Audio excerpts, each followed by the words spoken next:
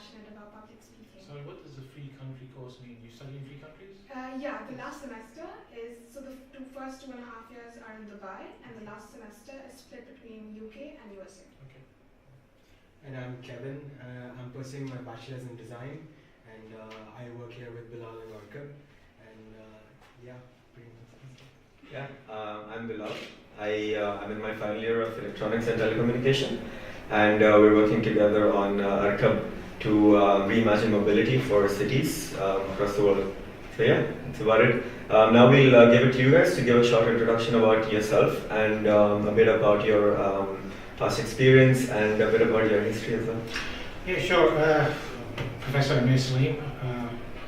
I started my career, I did a degree in aeronautical engineering and then a master's in aerospace engineering. That was a long time ago, probably before most of you were born, in '87 I graduated. I've had over 30 years of experience working all over the world, Taiwan, Hong Kong, Austria, Holland, UK. But for the last 10 years, 11 years, I've been here in Dubai. I set up the RTA corporate risk department, safety department. So I looked after crisis, business continuity, enterprise risk management, health and safety, corporate health and safety, business accident investigation. And I was also, one of the primary tasks was all the railway lines that you see in Dubai. I was a railway regulator, so I signed these into service. And for the last few months, I've been assigned to the director now of the Knowledge and Innovation Department. And so I've been there for about the last 2 months or so. So it's been an interesting journey in terms of being in Dubai, and it's still very exciting because everything changes here so quickly. And I think if you want to learn innovation, this is exactly the right place in the world to be, because what's happening in Dubai is very innovative. And I think it's reflective of the leadership and the visions that we have from the executive, particularly His Highness Sheikh Mohammed, the ruler of Dubai.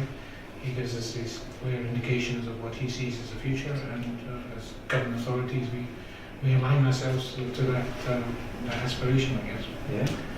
Maybe Khalid. It's very fine. For me, to do a short introduction, my name is Khalid Hamad Saleh. I am currently manager of the sales study in RTA and innovation section as well. Okay. My profession is urban planner. I worked in the municipality for 4 years. I moved to RTA for maybe 5 years in urban plan transportation.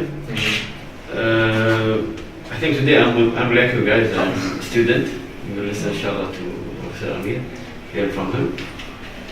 This is much. Yeah. All right. So how would you like to kick off? It's very informal. Maybe we talk about innovation in a generic sense. I mean, what we consider. I think sometimes there's a misconception in terms of what innovation is about. I mean, for us as an organisation, we're trying to establish an environment for innovation. We can't really say to a specific person, go and have a brilliant idea. It's about establishing a framework, an environment, having systems in place so that if we have systems in place to collect ideas, we have systems in place to generate ideas. We have the systems in place to process those ideas into something to the next step, as you guys do, into something that we could incubate, make a proof of concept, and then potentially maybe even go to market. And I think there's some misunderstanding about innovation in terms of the science of it. You guys have a really great idea and you brought it through the process. But as an organisation, you can't make ideas happen. You can foster ideas, you can try and incubate ideas. So that's really a lot of the focus for what I'm doing right now in terms of our organisation, is trying to create those systems. Luckily, as an organisation, we're extremely progressive in terms of this area. We have a very innovative leader in science excellency, Mutar. He's always pushing us to come with new ideas, new concepts. And that helps a lot, because if you don't have a culture of innovation, a leadership culture of innovation, that's seeking to change, seeking to improve, seeking to be more efficient, seeking to be the best, it's going to always be challenging. If your organizational leaders are happy the way that you're going and not looking for that, innovation is not going to come. We also find in RTA that we're pushed from our leadership because RT is part of by government. By government is also one of the organisations that sees itself, and it's at the forefront of transportation technology innovation, maybe even globally in a lot of areas. We do consider ourselves the best, but to continue to be the best, you need to be innovative. You cannot stand still, right? So you see these new solutions that we offer. I mean, even if you think of the metro, now for you it's very casual. You see the metro that's running, but this was the first Middle East country to establish a metro system, and then to establish an autonomous metro system was, and the longest autonomous metro system in the world at the time, was unheard of. So these bold steps, it only comes from the commitment of the leadership. It only comes because the leadership is supporting you. And then from that, we've got a lot of exciting projects. You may have seen last week at the JTEX, we had the autonomous taxi concept. I myself am leading the air taxi concept. I'm project managing that. We flew the world's first demonstration of autonomous air taxi in August of last year. We have innovation. I mean, innovation is not just about the physical products or the software, but it's also about how you innovate in terms of your systems or processes. And that's often forgotten. It's not just about coming up with a new product or placing on a desk and saying that's an innovative product. It's all about also how you approach things. You can be innovative in your work environment. You can be innovative in terms of how you approach your work. You can be innovative in terms of the process. You can be innovative in terms of how you report it. So we're not trying to restrict innovation in any space. Every month in RTA, literally, I think we have maybe something like 3,000 to 5,000 ideas generated across our staff, which is a lot. Now, but then you can't. Not every idea is going to go forward, and we have to recognise that. Some of the ideas have been thought about multiple times, and maybe already been picked up in our plans. But there may be some very unique gems in there, and it's trying to pull those gems out, and then trying to develop those gems, and say this is the one that's really going to add value to the organisation. And I guess that's part of it. If the idea is not adding a value, then why are you even looking at it? You know, it's got to be about that value. Value creation is very much part of the innovation game, I guess. Yeah. Question. So we notice in a lot of other countries that the governments and the entities that are part of the legal structure are kind of very backward thinking and kind of slow compared to the startups. But it seems like it's the other way around here, where the government entities are, so forward. So what contributes to that? Again, it's a leadership thinking in terms of we have objectives. We're very clear from our leadership that we have to meet these objectives. The leadership then gives us the full support, and that's also part of the culture. If you get an objective but you don't have leadership, it gives you the permissions. So, I mean, if you look at, again, I use the example of Dubai Metro. At the time that the Dubai Metro was coming online, there were no regulations to govern the metro system. So, like if you think when you get into a car, you have regulations that govern your vehicle, you have regulations that govern you as an individual from your driving license. There were no regulations present in 2009 when we were coming towards this application. Because we had a target to meet, we had a very specific target. We had to be operational on the 9th of September 2009. What were all the issues that we had to resolve? One of the issues was regulation. So we developed the regulations very quickly. In many countries, as you say, these become hurdles that take many years to achieve. And then we literally, in a matter of 6 months, we established the regulations, we took them to the Executive Council, Legislative Committee, and were approved. And that was one of the steps we needed to have in place to allow the metro to be. Even now, if I look at the air taxi project, why are so many innovative vendors of air taxi or autonomous aerial vehicle suppliers, vendors interested in coming to Dubai? It's because what we're doing in Dubai is that we're offering them the complete environment to be able to do that, to realize that idea. So it could be regulations, it could be changing the building code, it could be negotiating with the Dubai Simulation Authority, the General Simulation Authority at the federal level. It could be to negotiate with Dubai municipality, for example, to change the building codes, Dubai civil defence to change the fire codes. All of those things we work very closely as authorities to allow that to enable that technology to come, because this technology can be thrown. The airspace is available anywhere in the world, but how can you do it in a manner that's safe and regulated for public transport use? Sorry to bother you, but do you want to drink anything? Give me a white coffee, please. White coffee. Thank you. No, I have no sugar, sir. You guys have any questions? Yeah, so like Bilal mentioned, government entities over here are really active with startups to work, and as an entity, in fact, I believe that you're sort of guiding them to get the product right and get it to the masses in the right way. So as a government entity, are there certain elements or certain factors that you look while evaluating a startup, whether they would be a good fit? Yeah. I mean, obviously, each government entity has its own focus area. We are in transportation, DEWA's in electricity and water, by police, obviously, in security. So what we would be doing is trying to align the startup or the innovative product or concept. Does it align with our strategic goals? Does it align with our objectives as a transport organization? So, you know, I would say to any innovative idea or product, think about that.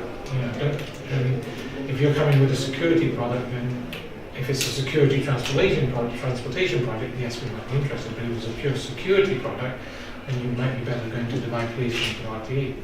So think about that. Then align to, you know, if it aligns to the objectives of the organisation, it's a much easier proposition to go to that organisation and say that I have this idea. Maybe, for example, maybe you have a new idea for how to collect energy from solar panels, or maybe there's a new inverter or battery concept. That's where I would go. It's not that we as Dubai, as RTA might not use that. To give you an example, we have a very big car park at the back of the RTA main headquarters, and we implemented solar panels in that. Now, we did that with a partnership with one of the DEWA sister companies, which is called the Supreme Council of Energy. So they were the most knowledgeable in terms of solar panel, we're a transport company, so we partnered with them and said, you know, can you help us to establish this these panels on our parking area? It's a benefit to us. We get shading, and we get the company that implements it are getting a benefit because they're making money from the electricity generated back into the grid. So it's a win-win for all parties. So you can approach innovative ideas is sometimes hard because the authority sizes. That is one of the challenges. So what we're trying to do is make that mechanism easier. So when you do approach an authority, whether it's a student, a research organisation, a university, then what we're trying to do is make those conduits easier so that your touch points within the organisation become easier. Because we are a very large organisation. We have approximately 11,000 employees.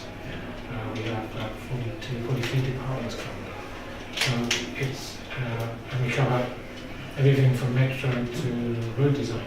And that's also unusual. You know, most parts of the world, you will find there'll be an authority for railways, there'll be another authority for rail, there'll be another authority for vehicle licensing, and it's all in RTA. So we regulate, we design, we build, and we operate, which is very unusual for us. So it is challenging sometimes for innovative products or parties that have innovative ideas to come to us, but this is a job actually, one of the jobs that I decided was trying to make that whole process more streamlined. You mentioned that you have 11,000 employees, and that's obviously a huge kind of responsibility in terms of innovation. So how do you drive the culture of innovation across the entire organization and help come up with new ideas? Well, we have several. I mean, with large organizations, what you always find is that you have to have processes which have to apply from the bottom to the top of the organization. So you cannot come up with a system for idea generation, for example, that would only be applied by professionals in the organization. By that I mean we have the core headquarters staff, which maybe is 2,500, and then we have operational staff like taxi drivers, bus drivers. So the system should cover everyone, because everyone can have a good idea. There's no such, if you don't believe in any bad ideas, everyone can have good ideas. So what we try to do to facilitate that is come up with a system that is easy for everyone to access, easy for everyone to implement. But you need to, it's not just coming up with a system, you need to make people aware of it. Because I have an idea, but I didn't know what to do with it. I reported to my boss and nothing happened. No. So we have a centralized system which we collect all our ideas into an idea bank. Those ideas are then processed in a systematic way. They're analyzed and they're forwarded to departments who are specialized in related to the idea for their feedback, and also to get feedback in terms of how can that idea be realized, or is the idea be considered in your plans. And then we incentivize the employees so that if you put in ideas, they achieve a productivity value, a financial value, or a safety value, a process value, then you can be rewarded also.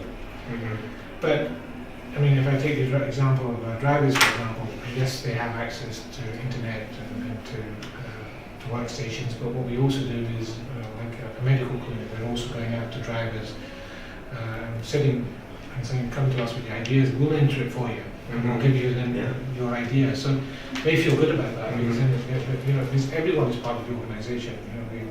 We have this concept. Teamwork for us is exactly that. We don't separate in that way. And since the scope is very broad, how do you go about auditing? Because that will be pretty dynamic. Auditing, well, we have multiple layers of auditing. We have a corporate audit function, which audits from the kind of executive level, from the board level. And then we have audits that cover quality, health and safety, enterprise risk, business continuity, traffic management, IT audits, governance audits. So our auditing levels are multiple. And as an organization, I think what you're identifying is governance. And we have to audit because we have to satisfy our stakeholders and to ourselves that everything is in order, things are going as planned. So it's a very, it's very extensive process and it's handled on multiple levels. But even that is not enough. Because if you really want to be really comfortable about audits, this is why you bring in third parties. So we have our internal auditing systems, but then our governance system actually calls for us to be audited by third parties.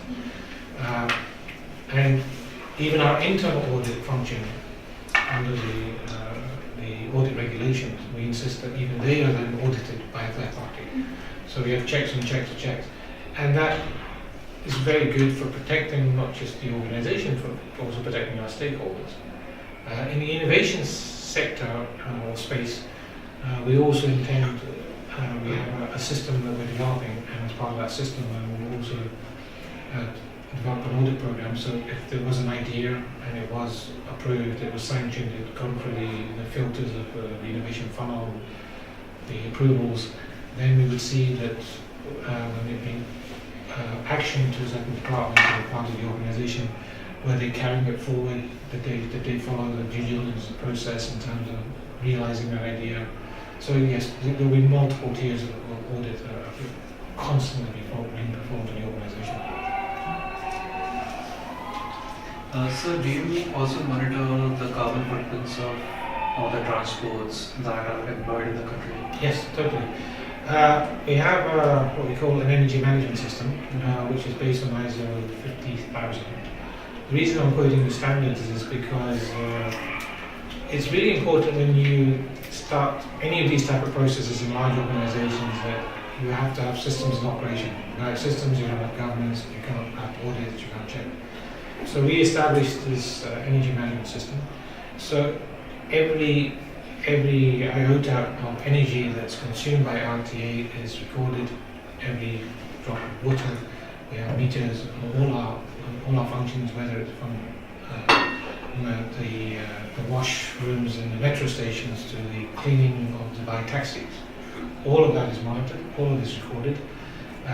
We then produce quarterly, biannual and annual reports where we record and we report on the performance. That can then be converted into carbon emissions.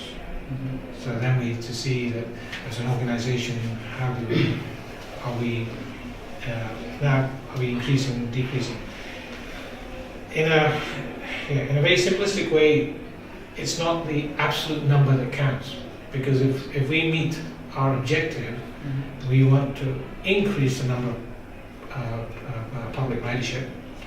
If we increase public ridership, it means we're providing more buses, more taxis, more trams, more services. That actually means we're going to be increasing our overall absolute carbon footprint. But what we're also doing is measuring on a journey and a passenger level. So what we're trying to do is improve the efficiency of that. So we add XX tons per passenger for metro journeys next year, then we try and then see if we can cause a reduction in that. So actually increasing the number of passengers that we carry actually supports that. We did have a major, we have a complete, we have several departments that deal with it. We have an energy, we have a green economy department, environmental department, we have a sustainability department area, and we're also looking at it from the, we have a committee that oversees across all the departments what we call energy and green economy. And we're constantly looking for innovative solutions in the green tech space, if you like to call it, or the environmental space.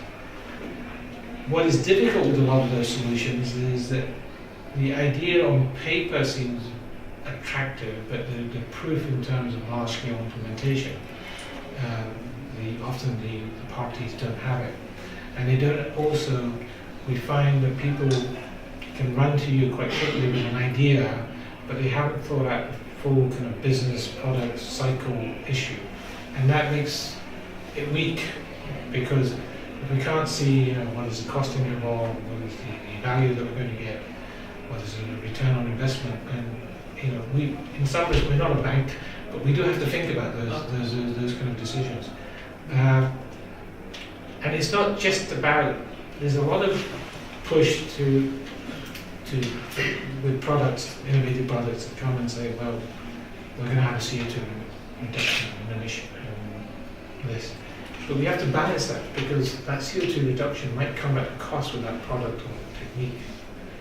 That's not viable. The cost benefit doesn't stack up. So we're finding a lot of these innovative ideas in the environmental space, environment space, green economy space, can be like that. But we some recent examples of where we've implemented, I mentioned the solar panels on the car park. We have a program in the Al-Basha area, we're changing all our street lighting to LED lighting, which has energy savings. We have various energy savings within our building, water saving, things like turning off your ACs, increasing the temperature. All these are simple things that you can do. But we've got more complex programs, like on the metro system, we have a system called regenerative braking. So as you brake on the metro, then it generates heat, and that heat and energy can be converted into energy, and then can be reutilized. So I have a small doubt. So if suppose a startup comes up to you and you like, that's a great objective, and like it's very, it improves the nation's like objectives. Okay. So do you take it under your wing, or you try to let it run?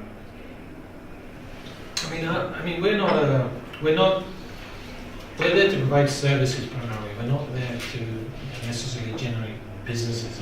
We're not a private entity. Our role in this context would be to try and help you and incubate the idea, and then to support it in terms of maybe you need to get to a market realization. But our primary goal is to serve the public.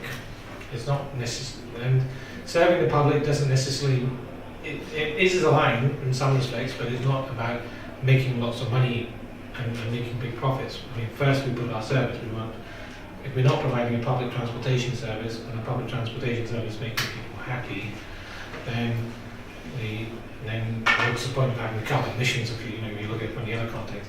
No, we need to balance it. And sometimes that balance is difficult for the private sector to see, because they might come to us and say, you could make a lot of money from this idea, and certainly we would try to encourage that idea is realized in the end, but we're maybe not the best player to do that. Sir, every innovative idea cannot be implemented, right? Correct. So a person, if at all he's having an innovative idea, so what are the factors that he or she should look for? What are the factors to be considered? Well, I mean, yeah, I mean, there's many different things, but you know, if you have something of innovation, and ultimately it's about the value, what I call the value proposition that you bring to the organisation or to the area that you're working in.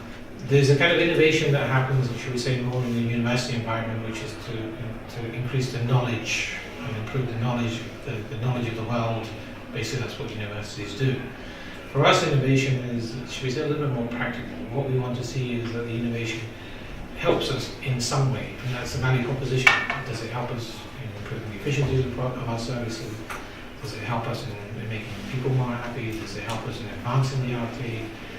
Does it help us in terms of increasing potentially our revenues from the services? We would look at all those factors. So when I told you at the beginning, look at the alignment. We have 8 strategic goals that we have in RTA. So the first thing I would say is go and look at those goals. So if you're aligned to one of those goals, I mean, they're from advancing RTA to customer happiness, to asset sustainability, then you have more of a case because you're aligning to one of those goals. So, yeah, having ideas is great, incubating ideas is great, but how does it fit into the big picture of the world or the organization you're trying to tackle? And I think that's, you see, a lot of smart people forget that because the value proposition is, because you have a belief in your idea and you can be very excited about that idea, but ultimately you have to get in front of some decision makers that can see that value proposition, and it's about alignment to what the organization's goals. So basically the idea should develop in orientation with the service provided by a particular sector. Yeah. So every service, every authority, every major service provider, every organization more or less in Dubai will have some form of strategic planning. And under the strategic planning, they'll have mission, vision, and they'll have goals. All of the Dubai entities are working this way. This is also one of the reasons why I think Dubai has been a leader, is that we had this push about 10 years ago where we all aligned in this direction. I don't actually, when I come from the UK, and I don't see that in a lot of authorities. I don't see that in a lot of organizations. So here, because we are very structured, then very quickly you can come to a conclusion. I've got a strategic goal. Does this innovation idea align to me? Maybe it doesn't align to me, but maybe I can support you and introduce you to another service provider, another authority. So, sir, in terms of innovation itself, like a very big, on a very general basis, like right now we discussed that the idea should orient itself with some kind of a service, which the people or a particular sector or industry can utilize. So, is this a thought question basically? So, like in that particular context, should math science be promoted alongside practical innovation, or we should suppress math science altogether and just focus on Could you service? define math science? Basically, radical ideas, which seem, as you said, some ideas look really good on paper, maybe in theory, maybe in discussion, but when it comes to implementation, they might not seem as practical or as oriented as we initially started with. No, as I said, we don't suppress any idea. So math science, current science, past science, future science, no, all of it is viable for us. Because a lot of what math science is maybe the next idea that will actually come into reality. I mean, I'm just thinking, maybe like the e-hailing concept, maybe 10 years ago, people would have said, well, what is that? But how quickly did it transform all of our transportation needs, should we say? Even if you look at your mobile phone issue, I mean, you think of, certainly when, 15, 20 years ago in a business sense, the only two brands that really anyone looked at were Nokia and BlackBerry. And then suddenly, it's all being replaced by smartphones, and Samsung and Apple lead massive inroads. And if you look at the impact on the bottom line of Apple, it's massive, right? So yeah, I think you've got to be very careful as an organisation, and it is challenging because a lot of the ideas that might be right out there on the edge, and that's why we need the systems to process it. We don't want to have good ideas arbitrarily killed. We want to have all ideas to be processed, analysed, and come to a logical, systematic conclusion, rather than a single individual saying, well, I don't like that.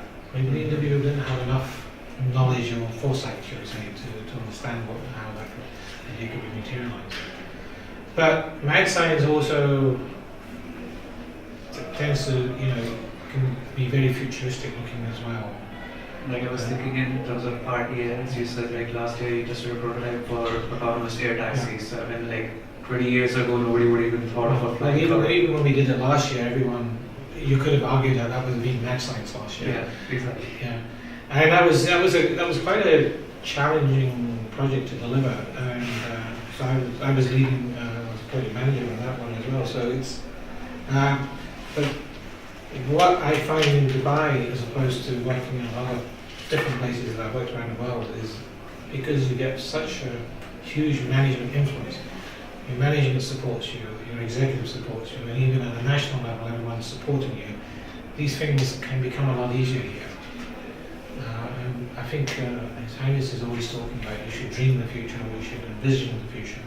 And I think that, there's a tendency to think of government employees as being non-innovative and as being non-creative, but I think it's exactly the opposite. I think we are really encouraged to be at the lead. More on the personal side, since a lot of our viewers in the audience are university students, if you could go back in time and give some advice to your 20-year-old self, what would you tell them? Go to engineering now. I think the issues that all of you are facing is that your career.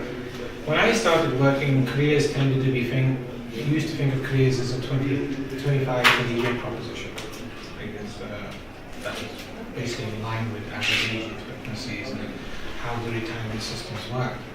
Now your career is probably a 50-year propositions, because everyone's going to live a lot longer in theory, because medical science keeps evolving, so preventative healthcare is one of the next evolution of preventive medicine and DNA research. But you're going to live a lot longer. Generally, governments around the world, it's very expensive to finance retirement, so you have a career span of probably 70. I would say more like 75 probably, because for these young people, maybe you 70. So it's going to be a very long span, and you're making a decision in your early 20s, and that's really what you have to decide. You are basically going to be locked in. In the old days, you were locked in. I think you're a generation that doesn't have that restriction. You might you might be graduated as an MBA, but I think if you decide to change your career in 10 or 15 years from now, you'll be able to do it, because the availability of online courses and the way that teaching and degrees and all of this is done is all changing. It's all becoming. Basically, the online platform of availability of knowledge has given flexibility to everybody. Exactly. I think in 6 months you can be an expert in. So maybe not an expert, but you can change. You can decide that, okay, I've tried this.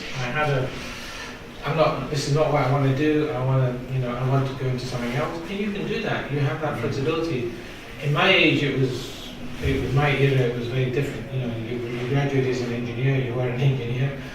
But I think the challenges in professions, which I think is one of the things, is that the societal value of what you do as a professional, I think, is always, it's different in different countries. I always use the example that when I worked in mainland Europe, like for example in Germany, Austria, when you were an engineer, the only person that was allowed to use the title, so they used when you were addressed, it was like being addressed like a doctor, so to say, diploma engineer, Amair Saleem. But in the UK, there's no control of that. So even the guy that does your plumbing is an engineer, or the guy that does your electrics is an engineer. So I think it's very important to get the profession should be protected, because we spend a lot of years getting our qualifications and graduating and working hard. Mm-hmm. And in response to that, the society should reward you in an amicable manner. And I think it sounds a bit communist here, but I think what's one of the issues that we have in society is that people close to money get more money than people far away from money. And I don't think that's the case, because I think basically people like Amair Saleem, innovators, scientists, engineers, are changing the world. and you change the world, you make the world, but there's some imbalance, I guess, in society. But I think this correction is always happening, and I think, you know, we saw in the last financial crisis, we saw a lot of corrections happen. So whatever you choose as a career, you need to have, ultimately, you need to have a passion for it. If you don't have a passion for it, then forget it. You need to, my chairman says, and I really believe this, that you really need to be happy about getting up in the morning and going to work. And even though you're not going to have a very hard day of work, you need to have a passion for it. You need to be happy about going in. If you don't have that, then I would suggest changing career. So what about a person channelizing his energies in two directions and still doing good in both directions? How about that? Great, but there's not many of those people around. It's like, yeah. When I said passion, but for passion you also need focus. And if you really want to make changes or impact, then focus is, things don't happen without a lot of hard work.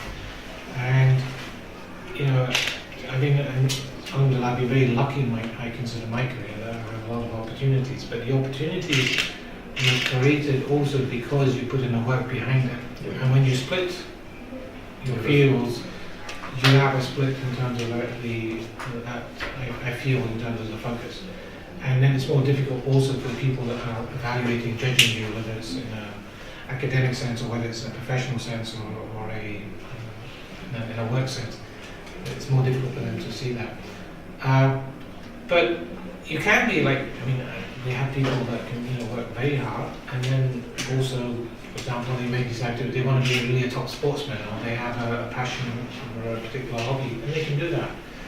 But I find if you really want to go to the top of your profession, work does become all-consuming. I'm not saying work should replace your life, but you have to have what we call work-life balance. But you cannot really be at top levels if you're not putting in a lot of work. I mean, that's a reality of life. Also because, extending on that question itself, like Iceland is a country, and it's a small country, and people over there have multiple professions. I mean, if you look at any sports team of Iceland, they have regular people who are doctors, engineers, plumbers, medical professionals, and they're also representing their countries at international events. Yeah. And they're making good on both fronts of their lives. I'm not saying Iceland is at the top of its game when it comes to sports or something, but at least they have that opportunity and they feel proud of the fact that they can manage on both fronts of life. Yeah. But they also have artificial inhibitors that stop, like for example, they don't have mass migration. So if there was suddenly a lot of non-Icelandic people that came in, then they would have a different viewpoint in terms of what the importance of doing. I think it's really depending on where you are in the world, and you know, if you look at the Southern London, India, Pakistan, Bangladesh, tremendous number of young people coming into the marketplace. And what are you doing? You're effectively competing, right? You all, I mean, again, if I go back 30 years ago, an MBA was, MBA, MSc was a rare occurrence. Now it's becoming a natural thing that, you know, you need, if you're a graduate now, you need to be a postgraduate. I don't know whether in another 5 years everyone will be insisting on a PhD, but that's where we've got to, right? That's actually becoming a norm nowadays, because the more you specialize, the more basically the associated degrees get you the respect and they ease the channel of passage into the job. Well, I mean, at the end of the day, the degree it gets you to the door, but turning the key in the door and the lock is another issue. And that is why people are focusing on a lot of soft skills these days instead of just purely academics. Yeah, and you see that I've seen that with particularly young people applications, and you know that I've got to be the president of this club and I've got to be sure that I'm in a team. And it's great, but individually work's work. And when you come into a work environment, that's what it's going to be. It's, you know, it might help you to get through the door, but I think most organizations, you know, we have a lot of systems that scrutinize your CVs, your background, interviewing processes, psychometric tests, so that it really all kind of filters out at the end of the day. And I've seen some, and it's not, I mean, you see some very dull people at work, but they're incredibly effective in terms of what they deliver at work. Does that mean, they're not, they haven't taken membership of this club or that club, and they're not sportsmen, but as an organisation, they're delivering for me. So should I have it? So it's a balance. Yes. Khalid, I'd love to hear from you as well. I will continue from this sentence. What your advice would be for the young college students? Yes, I will continue from Professor Amair's sentence. I know him only 2 months. Okay. From 2 months. Yes, soft skills can get you the door, get you to the door, but in the end, your substance. Okay. So you have a degree, you have bachelor, even master. Believe me, you can work anywhere. Even for me, even nuclear factory, you can do it. As much as hard work you put in your daily life. This is my advice to you guys and to myself as well. Yeah. And one example for me, the guy next to me, it's like he works in risk and he's world known in risk. Just Google him. Okay. You will see that. For me, for example, in the 10 years, 20 years, I would like to be in this position. Not by, okay, you can learn soft skill, you can do that, but put your focus on the hard working. Yeah, that's very true. And how should startups deal with risk management with the limited experience and the resources that they have? Yeah. You can, all of you are risk experts. Now you say, how does he say that? How can you make that statement? Well, when you got out of bed this morning, you made certain decisions. You made decisions about what shoes you'd wear, you made decisions about even when you're going to the shower, should I run in the shower, should I walk in the shower, is this supposed to be? You're doing risk management all the time. When you got in the car, you knew what was the performance of your car, what was good, what was bad, you made a risk decision. When you came into work, you made a risk decision as well. Should I, I've got this assignment to do, I'll put it to this side. You're always making risk decisions. All of us are making those risk decisions all the time. The difference with the risk management science discipline is we maybe make it more structured, and we ask the questions in a structured way. But there's no reason, and risk management a lot of the times is just about asking what seems like the really stupid question at the time, but actually is the very intelligent question.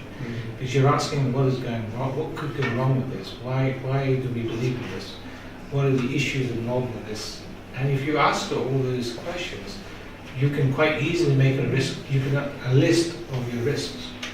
It doesn't have to be, you can use the templates off the web, etc. But you can make a list of all your issues and your risks. Once you've done that, then the second step is, well, how do I fix that? And if you think about it, you're all educated people. How can I can eliminate it, I can reduce it, or I can control it. That's fundamentally, and that's what you're doing when you get out of bed every morning. In fact, even when you go to sleep, there's a form of risk management because you're deciding, what temperature should the room be, and how should I sleep. These are all forms of risk management. So I believe risk management is very much inherent in all of us. You can ask these questions easily. You don't need to if you've got a big project, yes, I would recommend that you bring in some expert advice, but for the smaller stuff, if you sit together as a group and you just ask these kind of questions, how could this fail? Where could it go wrong? You'll pick it up yourself. Yeah. One of the interesting things always is that designers always believe that they've designed the best, and it's totally invalid. And then what happens a lot when someone like myself comes into the situation is I ask that question, and I ask that stupid question, and design, it can never happen. But then they think about it. Yeah, well, maybe he's got, if this and this control circuit, and I'll get this failure. Yeah, maybe it's not so stupid. Maybe I have to go and look at it.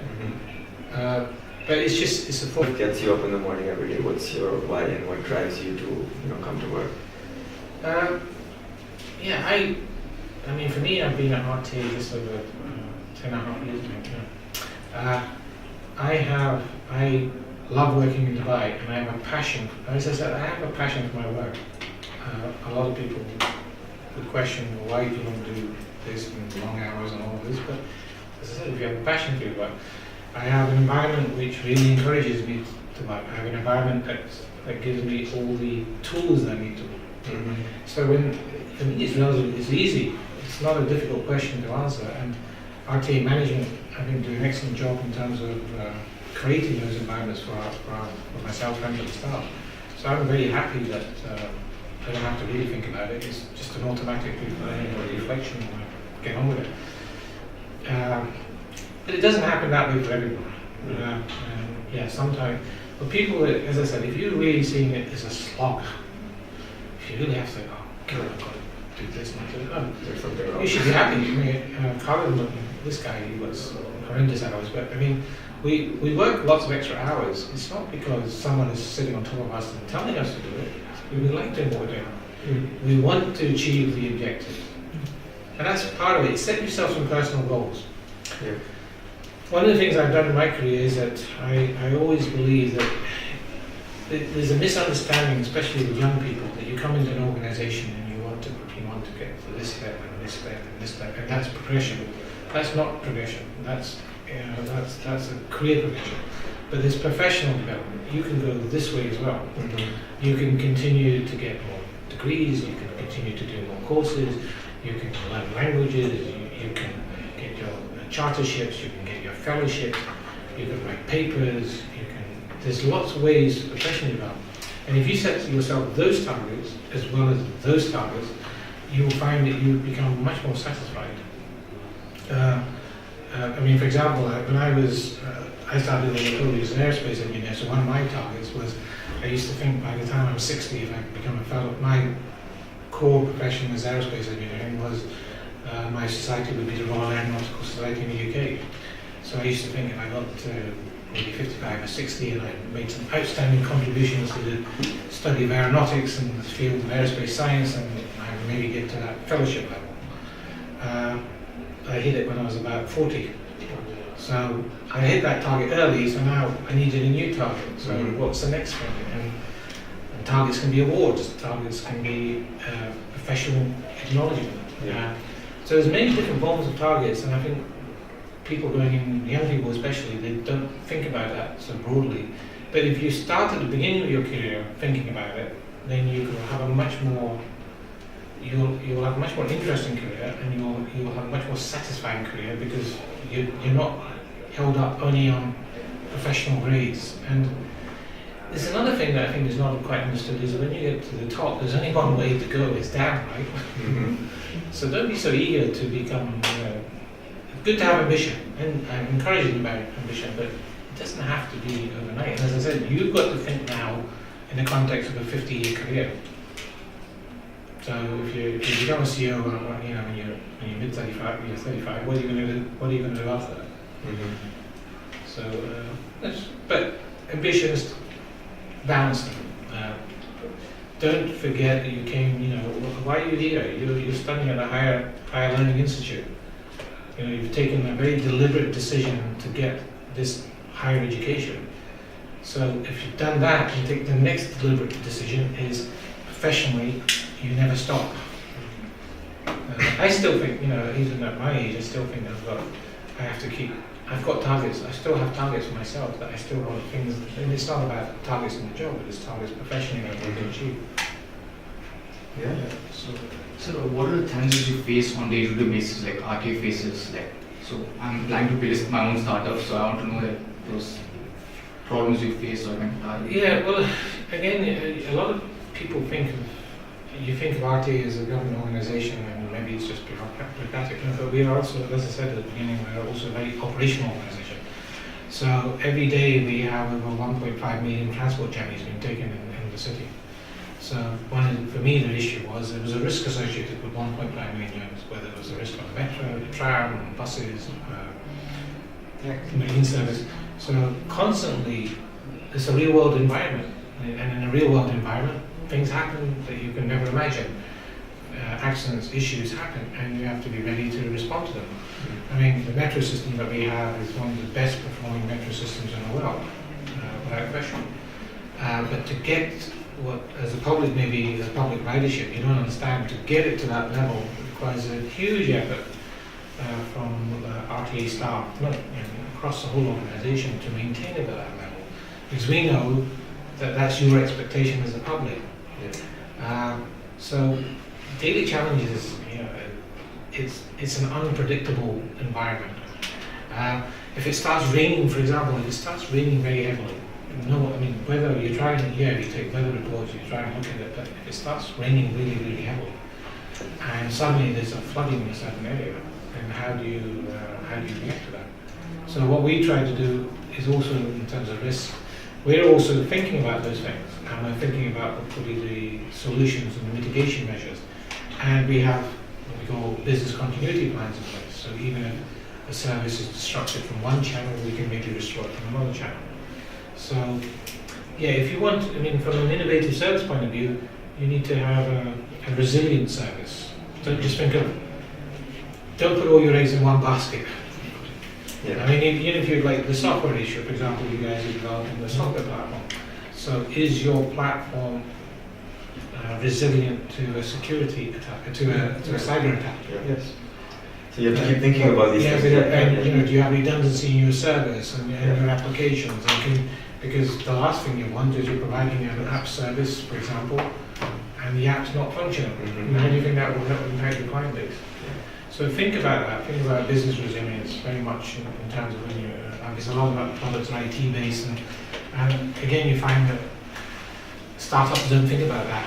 And startups, it does cost money, unfortunately, because if you want to build in cybersecurity, it means even if you do it yourself, then you're talking about redundancies, you're talking about redundant servers and redundant backup systems, and that's one of the challenges. But if you don't have that, then it's very difficult to see how you're able to be credible as a kind of public service. So we can see that day by day technology is increasing. But if we see it like after few years, if AI took space, then there will be a high decrease in job opportunities. So, I'm more optimistic about it. I think that AI definitely is coming, big data, AI, blockchain, all of this is, it's going to be part of it's coming. But I think as those technologies come, then I think different jobs will be created, jobs that we haven't even conceived today, and different jobs and different skill sets. Yes, there will be some jobs which are kind of routine manual jobs, which will be the easy, obvious ones to replace. But even if you look at the car industry, 20 years ago we said the introduction of robotics is going to remove all labor. But the ability of humans to think out of the box, it's still some time for machine learning to get them. If AI could do that, everything would be solved today. But no, it's still got some time, I think, to go for that. Humans, I think, also have ways of thinking and connecting things which AI will not do today. So I think there will be different jobs, but I think there will still be jobs. I don't think we'll all be sitting at home and watch them take over. If that really materializes, then I think there will be a bigger problem for the human race. I think we can rephrase it in a way like if certain jobs have been replaced by machines, we need people to run those machines. Yes. So I think the opportunities will be balanced or in one way or the other. Exactly. Yeah. And look, even if you look at taking that example of car design, car design, the fundamentals, the engineering is still all done by humans, isn't it? They come up with concepts and thinkings. So I'm not writing off the human race yet. All right, I think that's about it. Thank you so much for your time. I think we can agree that we've all learned a lot.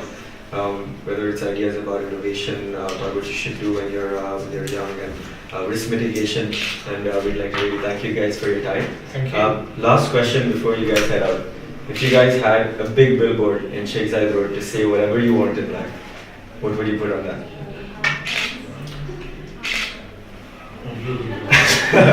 Hard question. Like one message that you really resonate with and you want people to take away, and you had like the biggest space to push that out. For me, I will write ethical dash hard work. Okay, alright. So it goes for everybody. Yeah. Or ethics, hard work. Makes a lot of sense. Yeah. I think there would probably be no risk, no fun. That should be up for it now. Yeah, thank you so much. Thank you so much for your time. Thank you. All right. Thank you. So, Thank you. Thank you.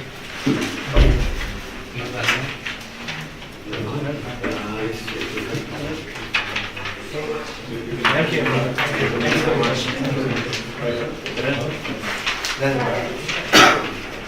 Before I get down part of this course of making the